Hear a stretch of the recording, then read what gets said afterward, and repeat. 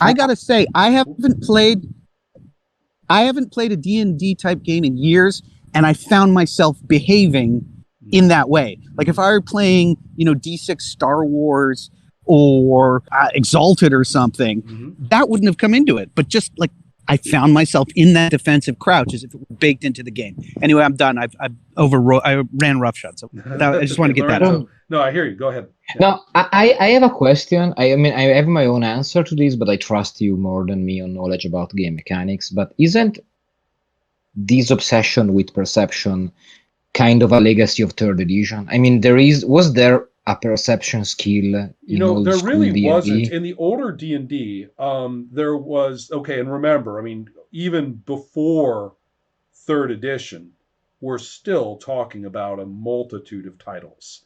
And initiative and noticing were both really various. Really, really various. I mean, throughout all of them. And let's not forget the modules. I mean, Sean and Eric, I know you're going to back me up on this one. The modules invented rules specifically for initiative, surprise, and perception willy-nilly. Yeah, they really did. The module would just say, okay, this is how we do it, here. And players, characters have a 15% chance to notice this and a 50% chance to notice that, and just says it. It's not a rule. It's just in there in the module, right? And so there's they're all over the place. But the tradition is, remember, third edition has a lot less in common with older D&D than it has with Talislanta and with Champions or games derived from Champions. The grid, the grid map movement, the movement rates, the different moves within your attack and stuff like that. All of this is from different games. They're not from D&D at all. And and in those games, there are very, very specific perception rules. Both the RuneQuest or BRP tradition, which includes Call of Cthulhu, is absolutely obsessed with what was originally called spot hidden and eventually scan. And Ibars, I'm amazed. That is actually a huge rules break, huge table rules break that you make to get rid of the scan check, which is just like, the gold standard of Call of Cthulhu activity. Yeah. Can I also show my second secret weapon? Ooh. If a player asks too much of a certain skill, for example, can I do this? Can I do that? If it bothers me a lot, and if I examine other players and if they get annoyed, as soon as he asks a question, I say, yes, but please make a sanity check. Oh, interesting. That's sort of funny. You're driving me fucking crazy, so you make a sanity check. That's So they immediately lower down their attitude. They just kind of okay. And if they fail, I know, but if they fail, I describe something wacky, something really fucked up, seriously fucked up thing. But if they succeed, I said, okay, nothing happens, and this makes them extra paranoid. So nothing good can happen at all. You just that's funny. So I think we can all agree that Call of Cthulhu is a very, very difficult game to run. Right. It's really, really, really complicated game. What I also was going to say is that the Champions tradition of games, which would include GURPS and a number of other games after that, they are also have a very baked-in perception process. Yeah. And I think it's from those traditions of games that it was just pulled straight into third edition. Before that, it's a huge mess. Like I say, I'm sure there's easily 15 different rules we could find across core books and modules for how the characters notice something and when. Well, it's funny. Oh, I'm sorry, I didn't mean to interrupt. Go ahead, Sean. Because when we started, we've been talking here and there a lot about Holmes and Metzer and Wolve, and then of course Cimitations. Right. So I did a bit of a deep dive on some of these situations that we were talking about. In Wolve specifically, if you want to search, there's no perception per se. It's just, if you want to search an area, you search the area.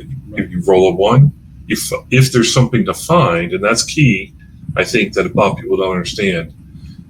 If there's something to find, you find it. If there's nothing to, if you roll 2 to 6, you don't find it. And I think that, I don't know specifically where it comes from. I know where I experienced it, but I don't know specifically where it comes from. The idea is, if I roll, if I succeed, there is something there. If I fail to notice something there, you can never just have a hallway with nothing in it. Right. It's kind of a tricky issue. I mean, I actually think that varies so incredibly from table to table. And I think that's often why people will be specific. They'll say, do I see footprints?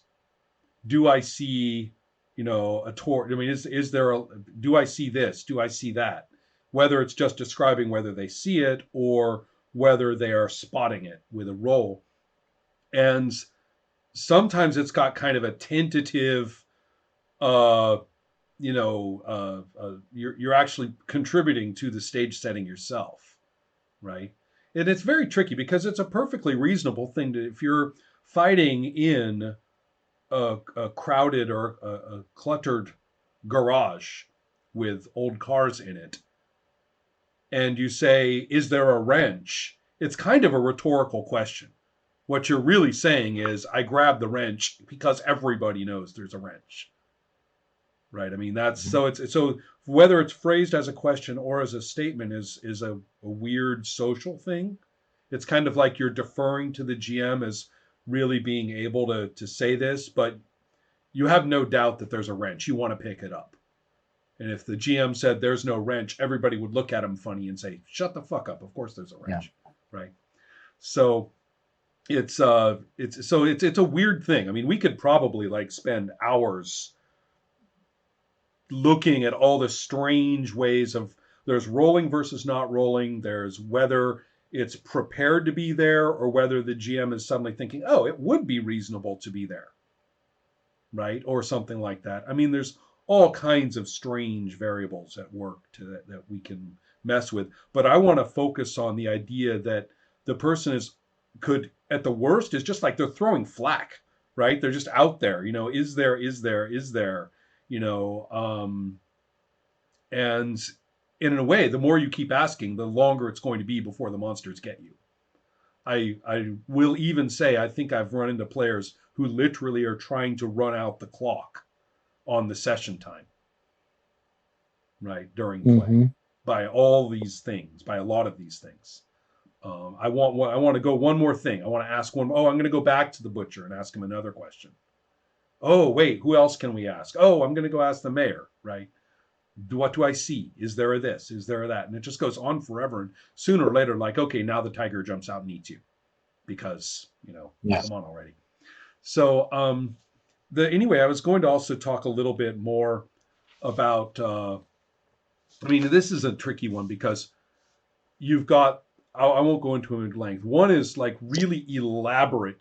I talked about characterizations before. Now it's when you say, what do you do? And the person will go into this long discussion of the internal state of the character. Forever. And then they're done and they didn't say what the character did. And you're going, so what do you do?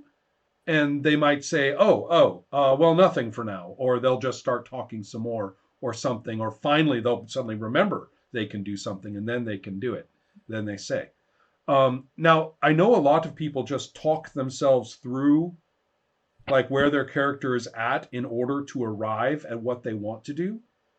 So it's not the worst behavior in the world, but it is just kind of an interesting thing when you see a lot of it. When the person's been waiting for a while. I mean, there's a bunch of player characters and a bunch of enemies and everybody's been doing this and everybody's been doing that. Finally, it's your turn and you say, what do you do? And you're kind of expecting them to be locked and loaded to jump in with their action. They've had all this time to think about it.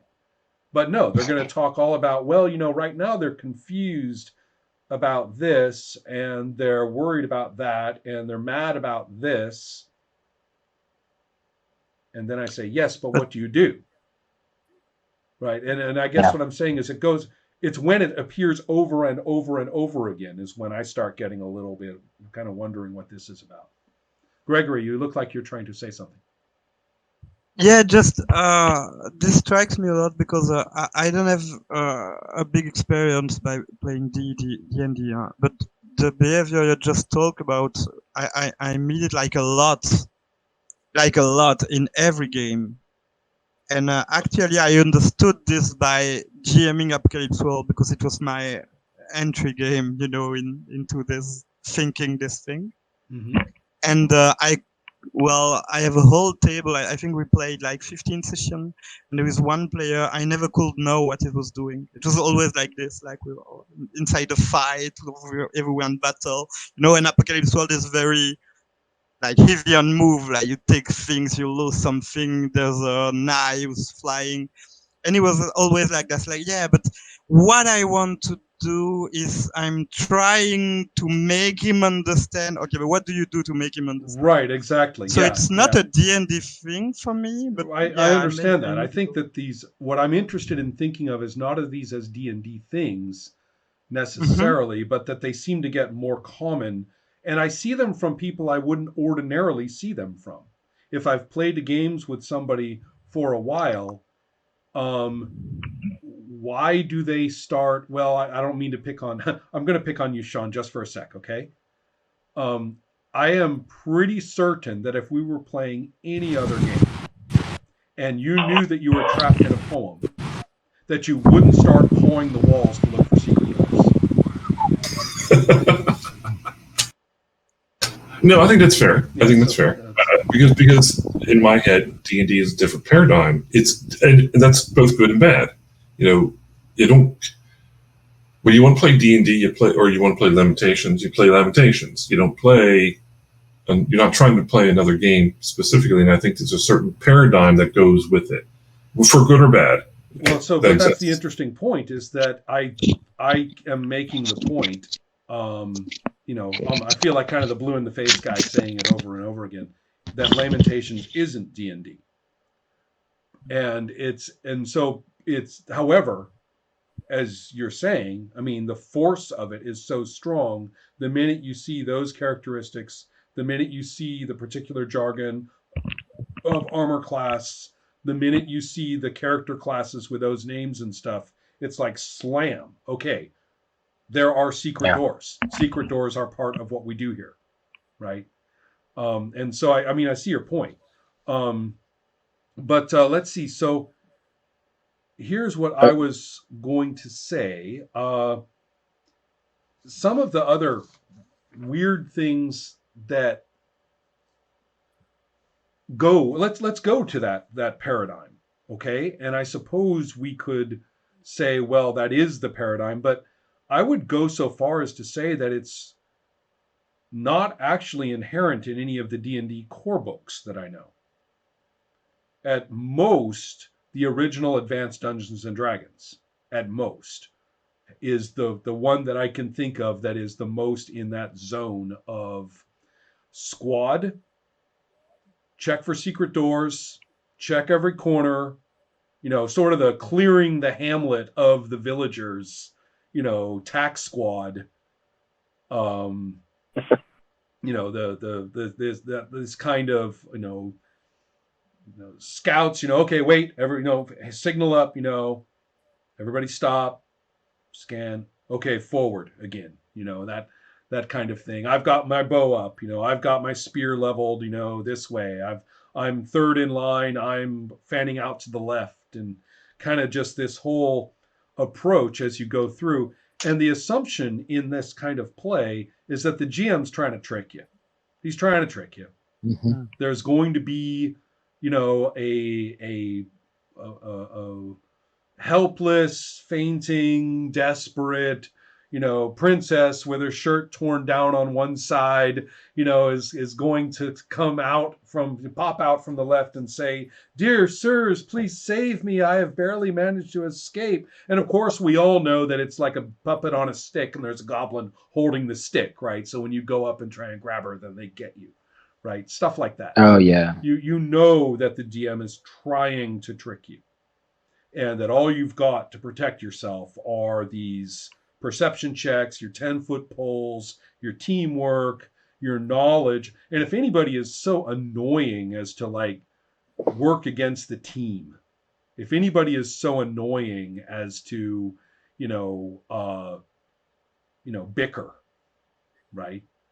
Then Act they're individually. just putting everybody, that person just putting everybody at risk, right? That's just bad play.